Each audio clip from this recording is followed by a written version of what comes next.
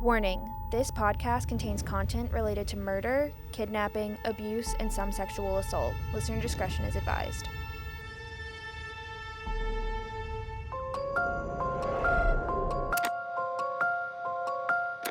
Welcome to the Murder and Movies Podcast, M&M for short, Not sponsored. where once a week we gather around and explore the darker sides of pop culture, film, and true crime. Yay! Okay. This week we are going to be discussing the legendary Bonnie and Clyde. Excited because this is like when people are like, you're the Bonnie to my Clyde, I'm a Clyde to your Bonnie. It's like, oh my gosh, legendary love story. They must have been very romantic. And then people forget that they were murderers. Yeah, so like that's my thing is like I heard a lot about them, but I didn't know anything about them. I was very excited to find out more about them. Do you see the hype? Why people are so, when they think of ideal romantic things? No. They should not be anyone's goal for romantics. Like, it's not great. But I understand, and I'll talk about, like, why they became so very famous. Yeah, because I'm curious about that, because I know that they were murderers and they didn't have a great ending. So I'm like, how, of all the legendary love stories, Bonnie and Clyde became the one we still use? So the very first important thing to know is that they were alive during the Great Depression, which was a time of economic hopelessness. During this time, there was also no national police force, and this kind of plays into why Bonnie and Clyde they weren't successful, but like why they were able to be as like prolific as they were. Police provided their own cars and their own guns, and they didn't get paid a lot, so they had very limited guns. Like they had really cheap guns. So police is like a new thing. So like, yeah, they Our like are current there. understanding of the police. Yes. Like there was no national police force like how we have now. Clyde's dad was a farmer, and it was like all he ever wanted. But when the Depression hit and like the Dust Bowl kind of started, no one was able to farm. So they had to basically uproot their entire lives and like leave farming. And when they left, they went to West Dallas, which was like the worst slum in the world was in West Dallas. So this is very close to where we are then. Oh yeah, no, the town next door to us gets mentioned. Actually, when they moved to West Dallas, eventually like later on, Clyde's dad opened a gas station in West Dallas, and his gas station is still there. Like, you can go visit it. So they went to West Dallas, where Clyde started getting into a lot of crime, which kind of made sense. He had a lot of siblings. He was following in his older brother's footsteps. His older brother, Buck, had like also been in crime a lot. And the kind of crime that Clyde was in was he was stealing chickens for cockfighting. Yeah, pickpocketing, and then he eventually escalated to like breaking, entering, and stealing cars. Like, you could get arrested for basically suspicion back then, so if they thought you committed a crime, the police were gonna roll up and be like, you're under arrest. He would get arrested on suspicion a whole bunch, eventually to the point where anytime any crime was committed in like his area, the police would show up and arrest Clyde. And this made it really hard for him to like hold down a job. On to Bonnie. She's a lot more dramatic. Bonnie is the definition of dramatic hoe. Her family was somewhat more successful than Clyde's, but her father died pretty early on into the Depression, and her mom was forced to also move to West Dallas, again, worst slum in America, in order to find work because her mom couldn't work where she was anymore. Is that still the case? West Dallas is known as the slums? I don't know. I think it may have changed. Bonnie was very beautiful. Like, she was this cute little blonde girl, and she wanted to be an actress, a famous poet, or a singer. She didn't care which. She just wanted to be famous. This was a very unrealistic goal because she was from West Dallas. Like, she was living in a slum. No one was going to like discover her. At 16, she met and married a man named Roy Thornton. And she actually got a tattoo of two interconnected hearts on like her upper thigh that had Bonnie and Roy in them. I didn't know they did tattoos back then. Yeah, especially like for a woman on her thigh, like I feel like that's very scandalous because this is the 1920s, 1930s. And even now with our technology, tattoos freaking hurt. I can imagine that one was painful. Yes. Bonnie had a type. Roy Thornton was a criminal, and he would leave her for months on end while going to commit crime. And at first, she was like being a dramatic hoe and being like, my heart yearns for him. He's so far. I miss him so much. And then eventually she just got really pissed off because he like never came to see her. And then when he was arrested in 1929, she said she was done with him, and then they never got divorced, but like they were separated. Shortly after she was like, I'm done with Roy, she met Clyde. Eventually, Clyde was arrested, and when he was arrested, he was at Bonnie's house. So like they were dating.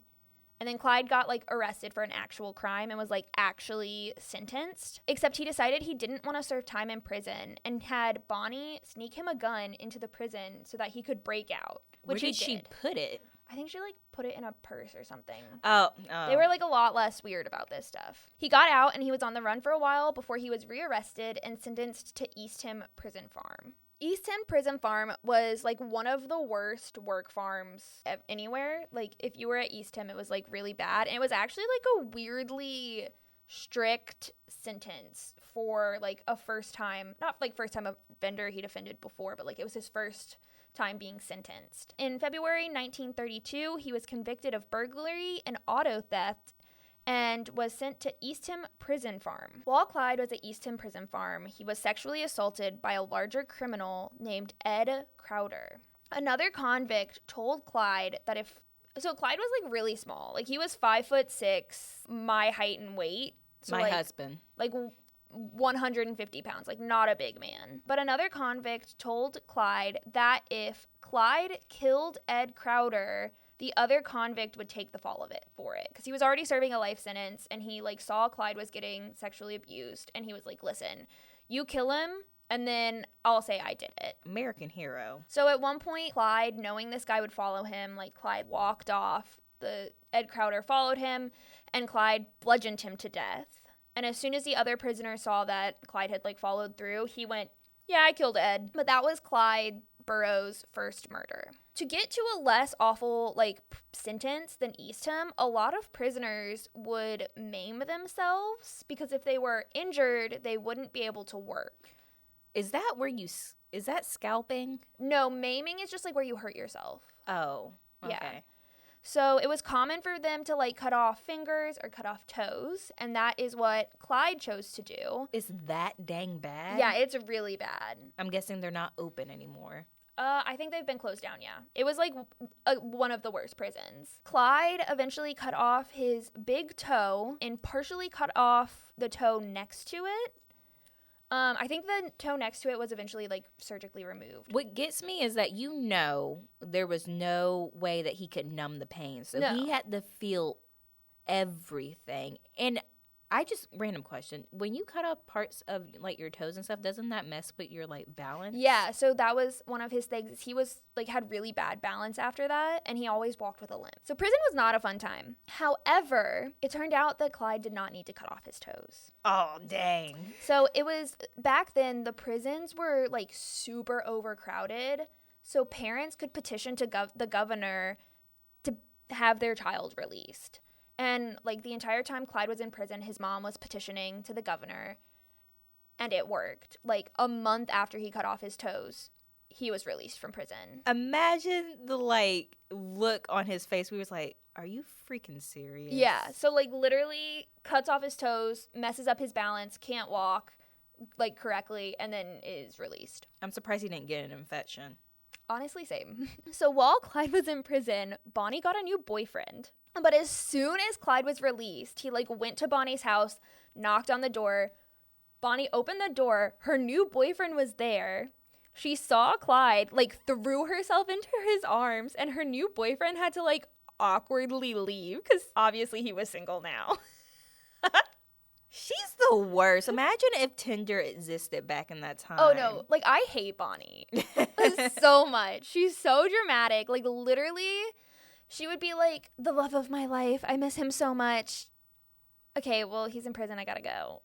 Like, I hate her so much. So now that he was out of prison, Clyde was like, I never want to go back. I'm not going to commit crime again. So he tried to, like, go straight.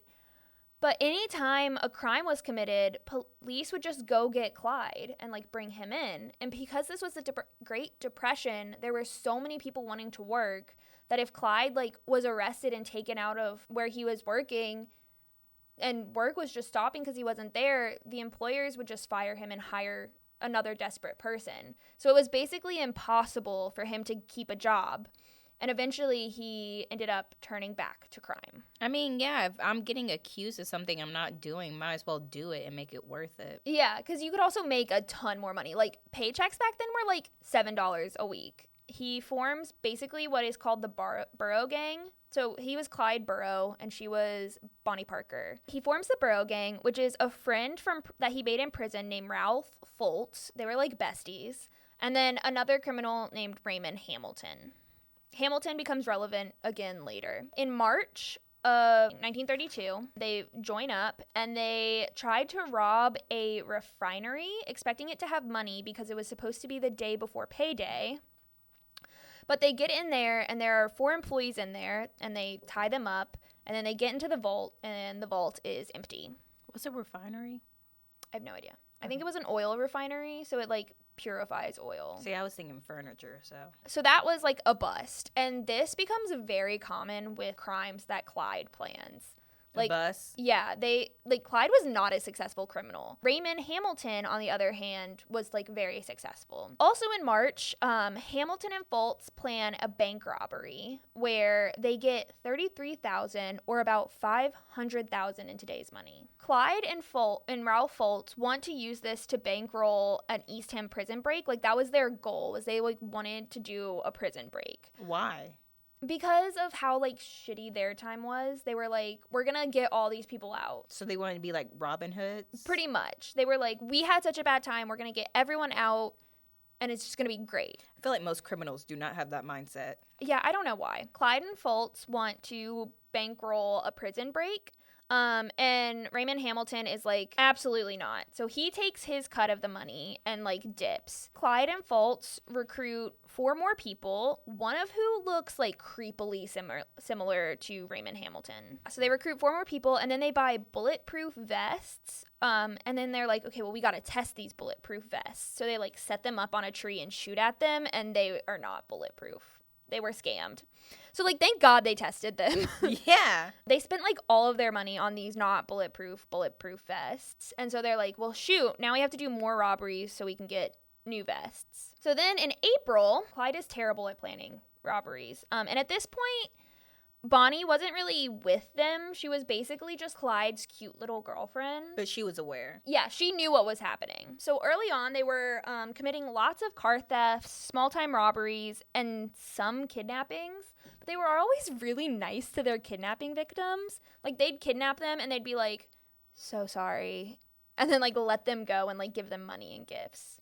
So, like, you kind of wanted to get kidnapped by Bonnie and Clyde. They were super nice. Like, there's a story of one time they kidnap a guy and he gets like blood on his shirt because his friend was killed. And they're like, oh my God, your shirt.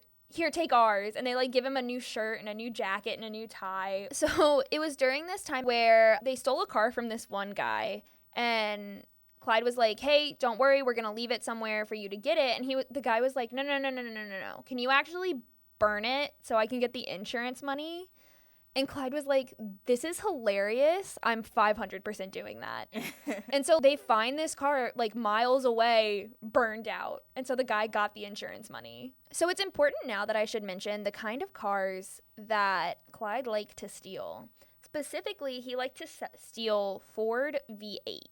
I mean, at that time, wasn't Ford like the main distributor of cars? Yeah, there were like a couple others, but Clyde exclusively wanted to steal Ford V8s. They were like his favorite. And it's because they were like a lot faster than any other car.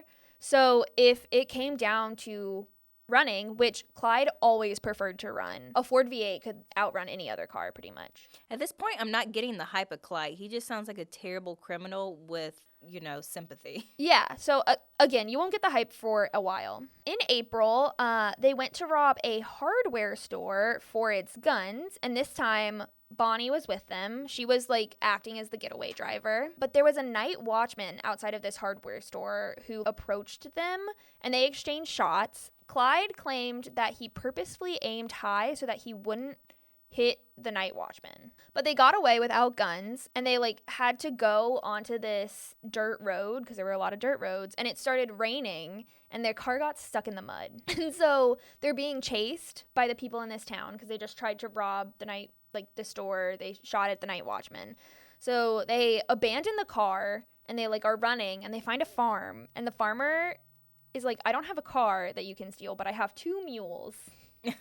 So they take this farmer's two mules, and Ralph Fultz is on one of the mules, and Bonnie and Clyde get on the other mule. So like Mary and Joseph style. Yeah, and so they're like riding these mules trying to escape, but the pursuers catch up to them. Shockingly, they're like abandon the mules, and they like start running, and Clyde hides. Bonnie and Fultz get arrested. Just them? Yeah, just them, because Clyde gets away. But she's able to claim that she was held hostage and forced to cooperate with them. Because she was a female. Because she's a girl, and everyone underestimates women at this time, as is today. And then while in prison, she starts writing like a lot of poetry. They were not good. Like, she was a really bad poet. I bet they were super sappy.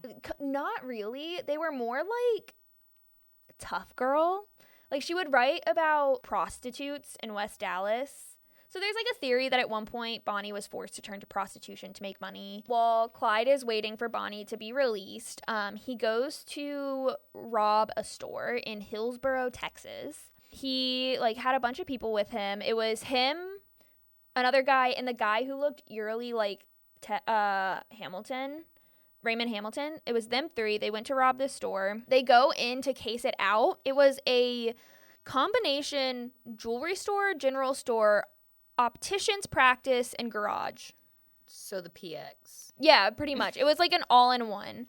And he knew about this store because someone that he used to commit crime with, their family owned this store. They go in and they're like casing the joint. And while they're there, the family who owns it comes down, and the mom recognizes Clyde. Yeah. Yeah, because he met her. And so he is like, okay, you 2 go in.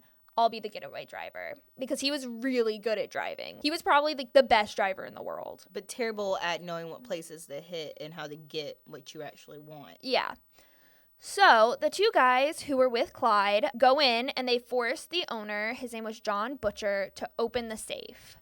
While John Butcher is opening the safe, his wife comes down. And so she's down there, and they're like, listen, just open the safe. We're just going to take money. We're not going to hurt you. So the safe gets opened, and next to all of the jewelry is a gun. As soon as the safe is open, John Butcher goes to reach for the gun, and Ted Rogers, who's the man who looked eerily similar to Raymond Hamilton, just shoots him and kills John Butcher. At this point, they didn't have a reputation of actually killing people. Yeah, right? No. They had never killed anyone until now. This was their first murder. Afterwards, the wife was shown mugshots and identified Clyde because she saw him earlier, knew he was driving the getaway car, and she identified Raymond Hamilton, because again, he looked super similar to Ted Rogers. In June, Bonnie gets released from prison, and she vows she's not going to leave Clyde. At this point, Clyde rejoins forces with Raymond Hamilton. So in August is when the next murder takes place. And on August 5th, Clyde, Raymond Hamilton, and another guy were like driving around, and they come to Stringtown, Oklahoma, which was having like a town dance to just like celebrate Let Loose. And so these 3 guys get out, and they just start like flirting, asking random girls to dance, and they're openly drinking from flasks. This was taking place during Prohibition, so drinking was not allowed. Clyde eventually claimed that he wasn't drinking and that everything that ends up happening was Raymond Hamilton's fault. We're not sure how true that is, but Clyde often did not drink, like, when they were out in public. Like, he would only drink in private, so that part might be true. The Sheriff Charlie Maxwell, is like, listen, I'm gonna go talk to them. So he, like, moseys on up, and he puts his foot on like I think it's called the running board. So basically he's like leaning on the car, and he's like, y'all are under arrest. Like super dad style. Yeah, he's like, I'm very disappointed in you. I'm not mad, I'm disappointed. And he's like, y'all are under arrest. And apparently Hamilton shot him. Just went pew, and he like went flying back. I mean, he's got a reputation at this point. Yeah. He is not the person who died. Sheriff Charlie Maxwell does not die. In response to Hamilton shooting Maxwell, 2 other men grab guns and return fire, one of who was the under-sheriff Eugene Moore. Clyde and Hamilton floor it trying to get out of there, but while they're trying to get out, they drive into a ditch, and get stuck. And so they like have to get out and like make a run for it. This sounds very similar to another crime that they committed. Yeah. And so as they're running, they just keep shooting, and a bullet hits Under Sheriff Eugene Moore, which kills him. Starting August 6th, the day after this second murder, Clyde and Hamilton officially are on the run, and Bonnie goes with them. And so this is where Bonnie officially joins the Borough Gang. So Hamilton at this point leaves Bonnie and Clyde because he's like, y'all are idiots. And then Clyde gets blamed for a robbery/murder that there was no way he could have committed because he was stealing a car miles away at the time. So at this point, they're like starting to get a reputation. Clyde is starting to get a reputation for like a thief. Clyde liked to rob National Guard armories because they would have these really big guns called something atomic rifles. They were called bars for short. And so these were like his go-to gun. He only wanted to shoot these guns because they were so much stronger than what the police had. So in December of 1932, a man by the name of W.D. Jones joins the gang. And I say man very loosely because he was 19. Aww. Also, like, how old do you think Clyde and Bonnie are? They've got to be like mid-20s? No. How old are they? I think at this point, Clyde is 21 and Bonnie is like 19. Those are 20. Babies. Yeah, they're like whole. That's like Izzy and a significant other committing crimes. Yeah, that's like literally infants. W.D. joins, and they go to Temple, Texas. That's where we are. Sorry, it's very exciting for us and us exclusively. So they go to Temple, Texas, like right after he joins. Nothing really exciting happens there. It's just mentioned, and I wanted to say it, so. Nothing still exciting happens Nothing there. exciting happens. On December 25th, as an initiation, Clyde told WD to rob a store and like gave him a gun, but WD gets into the store and just freezes. Like he cannot do it. Clyde gets really angry at him for this and is like, ugh, I can't believe you did this. Get in the car. And they start driving around. And then Clyde stops next to a car and is like, steal this car. But this car was notoriously difficult to steal because you had to push one thing and then push another thing. And like it was just very complicated to get it started. WD cannot get this car to start that Clyde told him to steal. And so Clyde gets out of his car and goes to help WD steal this car. And Clyde is also unable to get it to start. They don't have a good reputation with cars. They're like, if they steal Ford V8s, they're like bomb. But anything else, they like suck. They finally get this car started right as the car's owner like comes storming out and he grabs Clyde through the window. They don't know who, but somebody, WD or Clyde, shot the owner of the car. And he was a 27-year-old named Doyle Johnson. And the shot snapped his spinal cord, killing him instantly. So then we're in 1933. In January 6th, Hamilton is arrested, and because of the murder he was falsely accused for, he's getting tried for murder, even though he didn't commit the murder. Clyde felt really bad and like reached out to someone and was like, hey, I want to help Hamilton get out.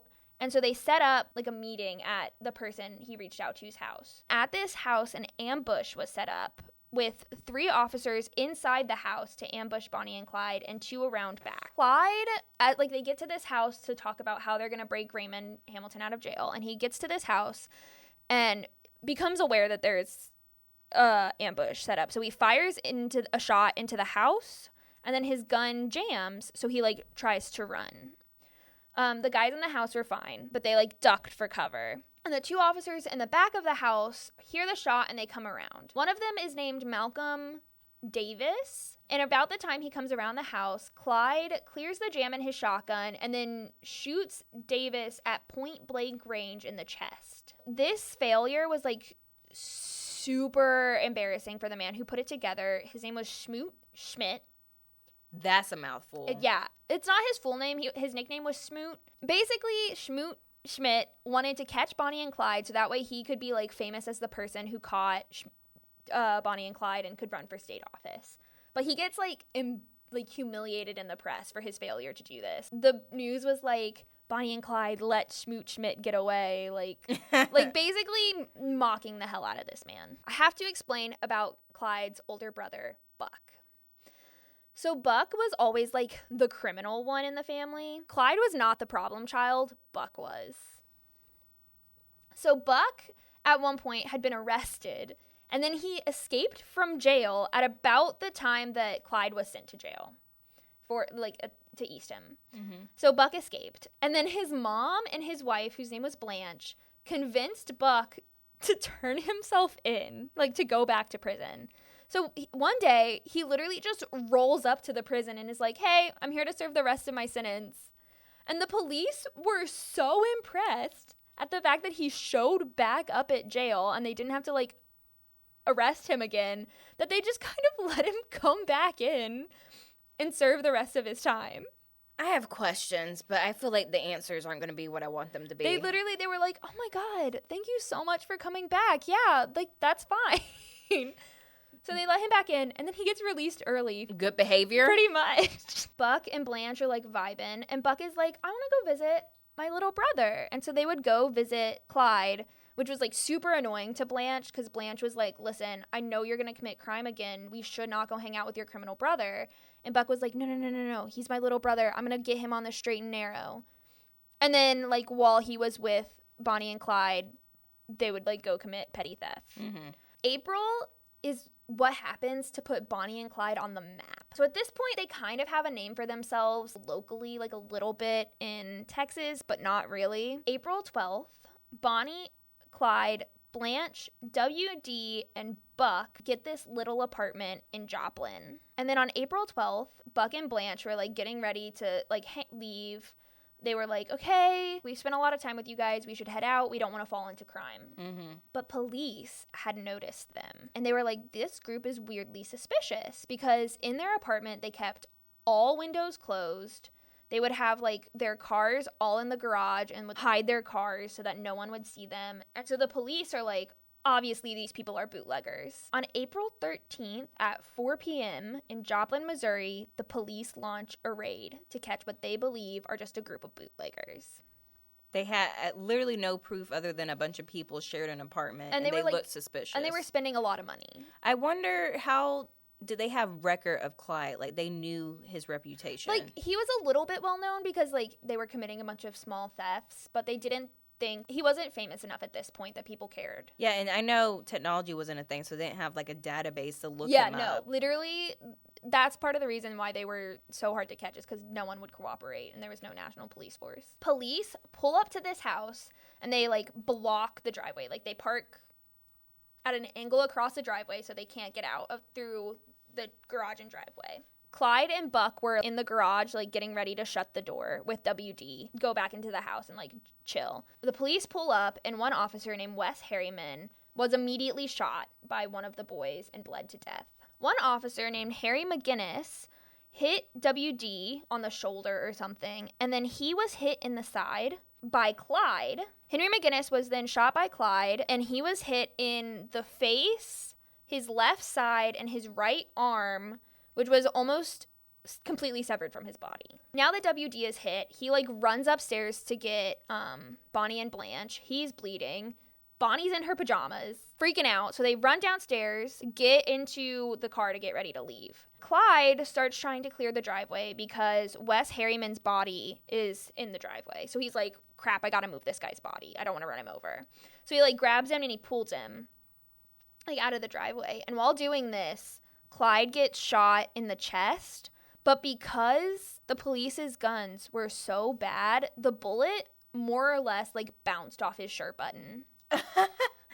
That is terrible. And so it barely even broke Clyde's skin. That just seems like a Superman scene. So in the process of fleeing this house, they leave everything behind, including Blanche's dog, Snowball. Aww. Snowball ran out into the street at one point, and so Blanche goes chasing after this little dog and is trying to get the dog. Meanwhile, there's gunshots. To be fair, if my dog was to get loose during a gunfire, I would also chase him down the street. Fully. And so literally, they're peeling out of this driveway in the car, and Blanche is in the road going, Snowball, Snowball. And Buck just reaches out the car and grabs Blanche and pulls her in.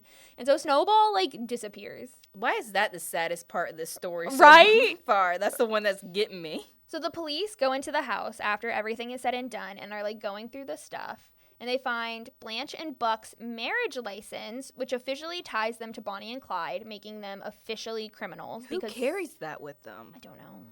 Also found with all of their stuff were photos of Bonnie and Clyde that ultimately were what made them infamous. And I have some of these photos, and we'll describe them for our podcast friends.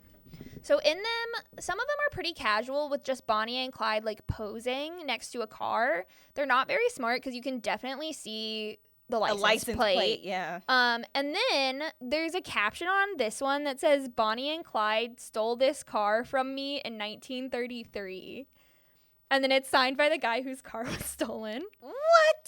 So these are the two photos that they were like, oh my God. So in one of the photos, Bonnie has Clyde and is like with a shotgun, and it's acting like she's gonna shoot him. Clyde is smiling. He's like, oh my gosh, look at my girlfriend. She's so cute. And then the one that like really sealed it, it's Bonnie like leaning on the front of a car with a cigar in her mouth and a gun. And this is the photo that everyone went insane over. Yeah, because she looks like a badass. She looks like a badass, and because that was simply not things that women did. Like, women did not smoke cigars. They would puff politely on cigarettes, like discreetly, no one would see, and they definitely didn't handle guns and pose like a man. And so these photos get published in newspapers, and everyone goes insane. They're like, look at this woman. She's so promiscuous. What? And so, like, these are why Bonnie and Clyde are famous, is because of Bonnie. Forget Clyde. Also, why Bonnie and Clyde were famous is because they were kind of seen as, like, folk heroes. Because at this time, no one liked the government. It's the Great Depression.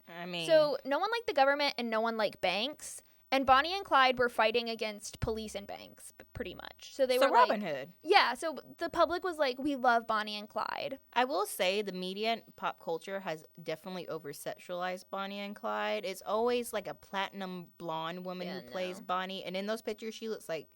Dirty blonde. Yeah. And she has like long dresses. And I could have sworn in some of these movies she has like the short dress and the little like... She looks way more glamorous. So after escaping Joplin, the gang's lives kind of sucked because they couldn't really go to hotels anymore because their pictures were everywhere. Like before, they would stay in these hotels or they would stop and stay with farmers, but now they were wanted criminals for like murder. So they would often just sleep in their car or like on the ground. Like everyone romanticizes their lives. They're like these super successful criminals. They were terrible criminals. Yeah, they made them look like such badasses. Awful criminals. Like literally other criminals of the time made fun of them. I wonder, because this was a time of like Al Capone in them. I wonder if he ever had an opinion about them. So do you know who Pretty Boy Floyd is? I've heard of him. He was like another like big criminal at the time. Pretty Boy Floyd was like, fuck this guy. I hate this guy. Like literally thought Clyde was the most useless human alive. Bonnie hated the fact that she was known for smoking cigars. Like everyone, when they would talk about her in the news, they'd be like, a cigar smoking woman, scandalous. And she was like, I literally just posed with the cigar for the photo. I don't smoke cigars. Like she just wanted them to get their fat straight. Yeah, she was so mad about it. Murder, gunfights, getaway cars, sure, but that cigar? Absolutely not.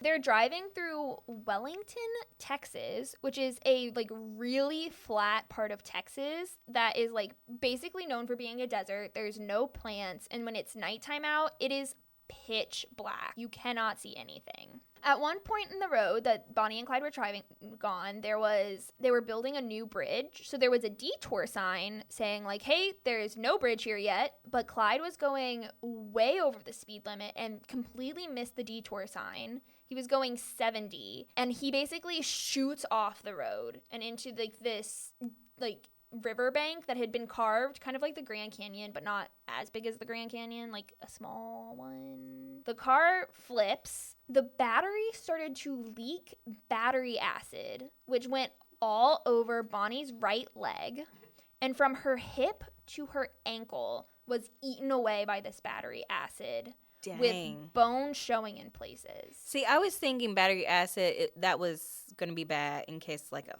fire. I didn't know it automatically just starts eating into your skin. Yeah, no. It was eating at her skin.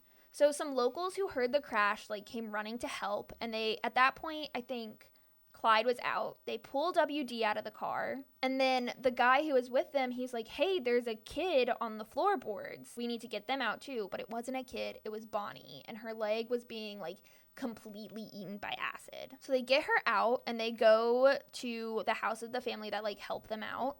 And because of how well out there their faces were, like how well known their faces were, they couldn't go to a hospital, or else they would have been arrested for murder and like robbery. Bonnie basically has to not get medical care. How do you even treat that? You just let it sit until it stops? They like I think they rinsed it off, but like I know they were like putting like padding on it and stuff. I don't know. Some police heard the crash and they like came by the house to be like, hey, like what happened? We heard a crash. The gang was forced to basically run. And so they kidnapped 2 of the police officers and they're driving in the new car that they stole. And Bonnie's in so much pain. Like she's unconscious from pain. And so at one point, Clyde takes Bonnie and like puts her across the laps of their 2 hostages who just like are so careful with her and take such good care of her. When he releases them, he's like, thank you so much for taking care of her. Bonnie would never walk again. Anytime she would have to move, she'd have to be leaning on someone or she would have to hop.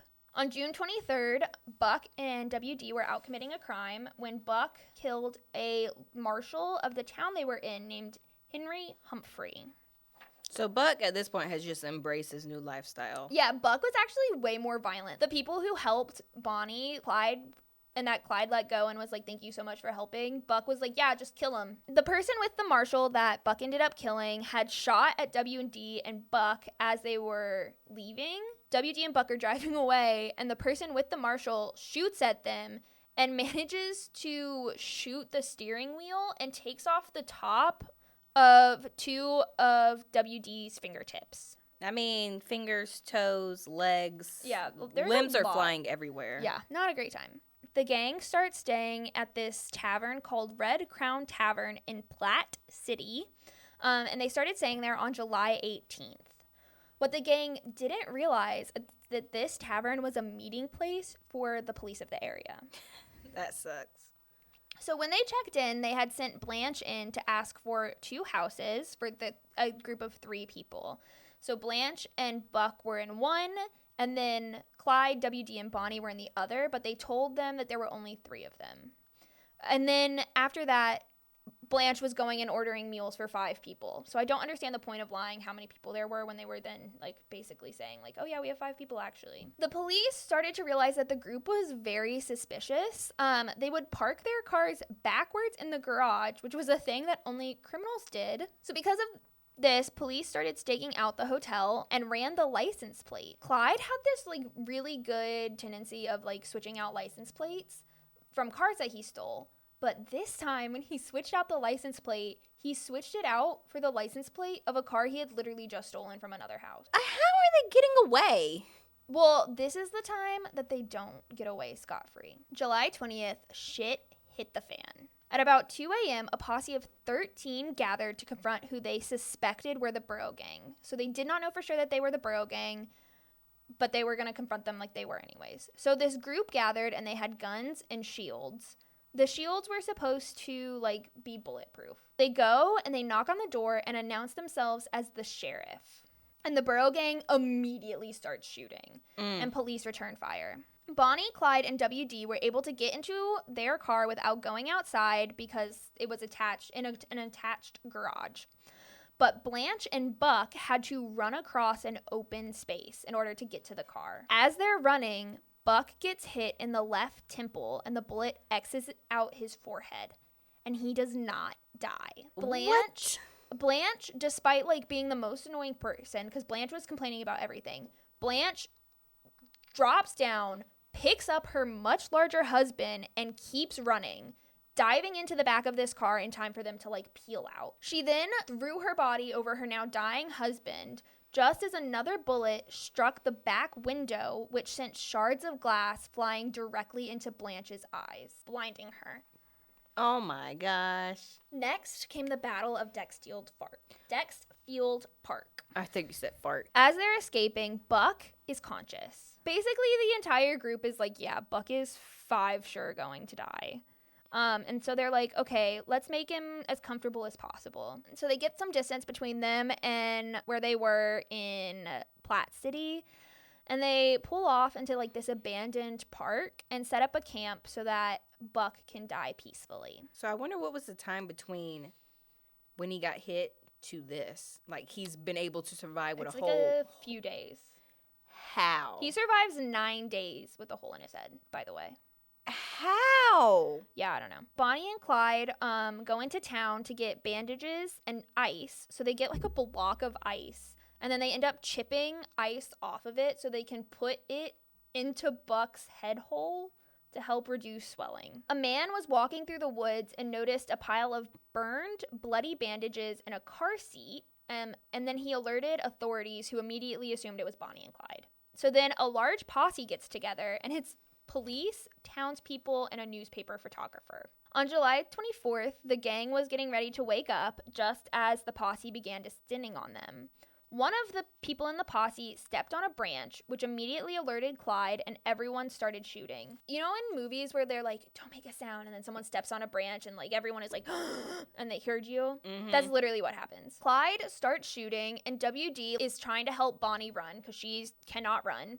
So he's like helping her hobble away, and Blanche was helping Buck. As they are running, Buck passed out, and Blanche could not carry his full dead weight, and so she stumbles and falls. He wakes up just long enough to tell her to run, but at that point it is too late. They are surrounded and then pulled apart, with Buck like kneeling on the ground and Blanche struggling to get away. They have a picture because the newspaper photographer who was with them raises his camera and shoots a picture at this exact moment. Blanche sees the photographer raise his camera and assumes it's a gun, so she thinks she's about to be shot. In this picture, there's a group of a bunch of men. To the left is a woman with like curly hair and dark sunglasses in a pair of pants, struggling, blatantly terrified. And then on the right, there's a man in a white tank top, better term, on his knees, head bowed. That is Buck. Both are immediately taken to the hospital where Buck dies 5 days later after developing pneumonia and falling into a coma. He was 30 years old. The glass was removed from Blanche's eyes. She was permanently blind in one of them, and she was taken to prison to be held hostage. In August, so 2 months later, WD tells Bonnie and Clyde he wants to leave. And Clyde tells him that if it's fine, he understands, but if he is caught, he should say that he was forced to participate. In November, Clyde decides to visit their family for his mom's birthday. He was a mama's boy. And then he randomly decides to meet 2 days in a row at the same spot, which they literally never did. They would like call ahead or like throw a bottle out the car window as they drove past his parents' gas station, being like, we're meeting here at this time. But someone in the group going to meet them betrayed them, and a raid was set up. It failed, but Bonnie and Clyde were injured when a bullet went through the car and passed through their legs. So they were both shot in the leg by the same bullet. Bonnie's legs can't get a break. Yeah, she's really SOL. At this point, WD was arrested because they figured out he had been the one with Bonnie and Clyde. But he was very imaginative in his defense, being like, I was held hostage. Clyde forced me to do this. I didn't want to do any of this. And Clyde was like, yeah, pop off. Tell those lies. It was very funny. Frank Hamer, who was the most famous Texas Ranger ever, gets put on the case and is put in charge of capturing Bonnie and Clyde. He is told that he can have a ton of power, including the ability to make pardons and charge things to the state. And so basically he starts living like Bonnie and Clyde, driving around and trying to find a pattern to their movements. So at this point, the group is now Hamilton, Henry Methvin, Joe Palmer, Bonnie, and Clyde. On January 30th, Palmer leaves the group to start planning the eventual murder of his prison abuser. And this goal resonated with Clyde, and Clyde said he would help him when the time came. In February, they do another robbery and don't get that much money, and Hamilton gets a girlfriend who starts going with them, and she's annoying as fuck. She complains about everything, like nothing is good enough for her. She's just super annoying. In March, Bonnie and Clyde get into a screaming fight. They're actually very abusive towards each other. Like, they would hit each other, scream at each other, like Bonnie would threaten to turn him into the police all the time, and he would threaten to leave her all the time. And Mary tells Bonnie that she should drug Clyde so he goes to sleep, steal his money, and leave him. Bonnie tells Clyde, who then tells Raymond Hamilton that Mary has to go. Raymond Hamilton refuses to, abandon Mary. So on March 6th, Hamilton and Mary leave the gang. And they, start their own Bonnie and Clyde situation. Question, did they ever have a drug history? Bonnie was an alcoholic. Oh, okay. But Clyde was, much more careful in his drinking. April 1st is when everything goes wrong. April Fool's Day. Yeah, April Fool's Day. So this is called Bloody Easter. Bonnie, Clyde, and Henry Methvin were waiting to visit with Bonnie and Clyde's family for Easter. Bonnie had gotten her mom a bunny named Sunny Boy. And, like a real bunny? Yeah, like a real bunny. And she was, sitting in the grass playing with it. She was also very drunk. Like I said, she's an alcoholic. At this point, 3 motorcycle officers are driving past, and they see, a car on the side of the road. And they're like, oh, they probably need help. Let's pull over and help. So 2 of the officers pull off to go be like, hey, do you need help? They were so sure that these people, were just needed help that one guy didn't even have his gun loaded. And the other one didn't even pull his gun out. The 2 people were a 26-year-old named E.B. Wheeler and a 24-year-old named H.D. Murphy. It was Murphy's first day as a police officer, and he was getting married in a week. Oh. Clyde heard the motorcycles coming and was getting ready to take them hostage, as he usually did. He just told Henry Methvin, let's take them, meaning take them hostage. Henry Methvin had never been with Clyde when they had taken people hostage before, and so when Henry Methvin heard, let's take them, he misunderstood and shot and killed Wheeler. Clyde then shot Murphy. Methvin, seeing that Murphy was down, approached and fired more shots into Murphy's body, killing him. At Murphy's funeral, his fiancée wore her wedding dress. And then media talked about how they were supposed to be married and, about the apartment that they had just rented together. This turned national opinion from supporting Bonnie and Clyde to straight up hatred. After this, everyone hated Bonnie and Clyde. And it's at this point that Clyde's mom finally accepted that her son was a bad person. Before this, she was like, my sons are innocent. They didn't do what you're claiming. But at this point, she was like, yeah, it's bad. There were so many red flags. She had a garden of red flags and was watering them. So at this point, Hamer forms a posse that's composed of himself, another former Texas Ranger, and 2 Dallas officers who had had-run-ins with Bonnie and Clyde before and could therefore identify them. And then we get to the last month of Bonnie and Clyde's life. May of 1934. On May 7th, Clyde asks his dad to meet him alone. He had some papers he wanted to sign and to give to his dad, but his pen didn't work. It's suspected that Clyde had bought land or had the money to buy land and wanted to leave it to his family just in case anything happened. They pretty much knew the end was near. But basically, Clyde and Bonnie fell in love with the area in Louisiana that Henry Methvin's family lived in, and they wanted to buy land and set up a house there. On May 20th, they go to visit Henry Methvin's family, and Henry's parents tell him to try and get away from Bonnie and Clyde. And at this point, Henry Methvin and Bonnie and Clyde had set up a plan where if they get separated, they would meet at Henry Methvin's house to pick up Henry. On the 21st, the 3 went into Shreveport to run errands, and they got separated naturally. Methvin didn't have to think up a weird reason. They just got separated. And Henry Methvin's notified the police to get the plan in action. So on the 23rd, Frank Hamer had Henry's dad set up his car on a narrow road to his house to make it look like he had a blown out tire. They wanted Bonnie and Clyde to slow down to try and help him so that they could ambush him. At 9:15, this car comes pulling up, and the officer's like, that's them. And so they get ready. One of the officers, though, claims that he saw Clyde reaching for his gun. There's no evidence of this, but he immediately starts shooting. And in response, all of the other police start shooting as well. Clyde is shot in the head and killed instantly. And at this, Bonnie begins screaming. And the posse just kept firing until Bonnie was also dead. Once the car came to a stop, Hamer approached the car and then shot both Bonnie and Clyde again to make sure they were dead. 16 seconds passed from the first shot to the last. Eventually, the car that they were killed in was given back to the owner it was stolen from, who then sold it to a traveling show that was owned by a man who talked about the dangers of gun violence. Clyde was buried next to his brother, and the tombstone eventually read, "Gone but not forgotten." And Bonnie was buried in like a completely different cemetery, so they were separated in death. And that is the story of Bonnie and Clyde. But yeah, so that is kind of a condensed version of the story of Bonnie and Clyde. Yeah, that's condensed, guys. That is condensed. If you do want to learn more, I highly recommend the book that I got like most of my information from. It's called Go Down Together. It's very good. It's by Jeff Gunn. Highly recommend. It's the book I read. But yeah. I still don't get the hype. It's just because she was like pretty and did unladylike things. And they just so happened to be a couple that did it together. Yeah. Have better idols. Yeah. Why are there no good like relationships in media? Lady and the Tramp. That's such a good relationship. Not problematic.